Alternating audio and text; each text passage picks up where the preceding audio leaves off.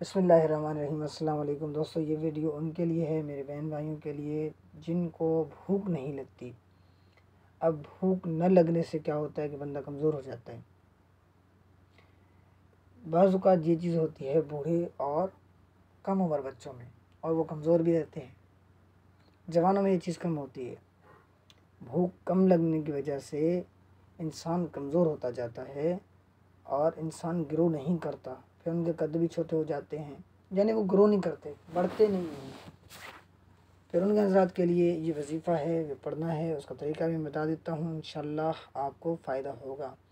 تو ویڈیو کی طرف بڑھنے سے پہلے میری آپ سے ریکویسٹ ہے کہ اس چینل کو سبسکرائب کریں اور بیل آئیکن پر کلک کریں، ویڈیو کو لائک کریں، اس سے جو بھی میں ویڈیو اپلوڈ کروں گا آپ کے پاس نوٹیفیکیشن آ جائے گا۔ تو آتے ہیں ویڈیو کی جانب۔ بھوک نہ لگتی ہو، یہ سورہ نور کی آیت نمبر 10 ہے، آپ کو پڑھنا ہے۔ میں پڑھنے کا طریقہ بتا دیتا ہوں۔ پہلے تو سورت کا یہ جو آیت ہے سورہ نور کی آیت نمبر 10 میں پڑھ کے سناتا ہوں۔ وَلَوْلَا فَضْلُ اللَّهِ عَلَيْكُمْ وَرَحْمَتُهُ وَأَنَّ اللَّهَ تَوَّابٌ حَكِيمٌ۔ دوبارہ پڑھتا ہوں۔ وَلَوْلَا فَضْلُ اللَّهِ عَلَيْكُمْ وَرَحْمَتُهُ وَأَنَّ اللَّهَ تَوَّابٌ حَكِيمٌ۔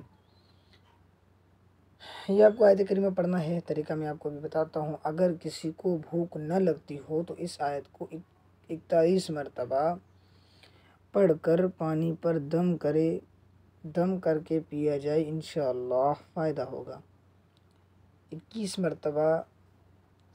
مرتبہ یہ آپ کو آیت کریمہ پڑھنی ہے، اس میں 21 مرتبہ لکھا ہے، 41 مرتبہ پڑھیں یا 21 مرتبہ، اسی طرح یعنی کہ 21 عدد جو ہیں اس کے نسبت سے پڑھنا ہے، تو انشاءاللہ آپ کو فائدہ ہوگا۔ پانی پر دم کر کے پینا ہے، 21 مرتبہ پڑھنا ہے، پانی کے اوپر دم کرنا ہے یعنی کہ پھونک مارنا ہے، پھر اس کے بعد اس پانی کو پینا ہے، تو انشاءاللہ آپ کو اپنے وقت پر بھوک لگے گی اور آپ صحتیاب ہو جائیں گے۔ تو اس طرح کی مزید ویڈیوز کے لیے چینل کو سبسکرائب کرنا لازمی، اور انشاءاللہ اس طرح آپ کے پاس نیو ویڈیوز بھی آتی رہیں گی۔ تب تک کے لیے مجھے دے دیں اجازت۔ اللہ آپ کو اپنے حفظ و امان میں رکھے۔ اللہ حافظ۔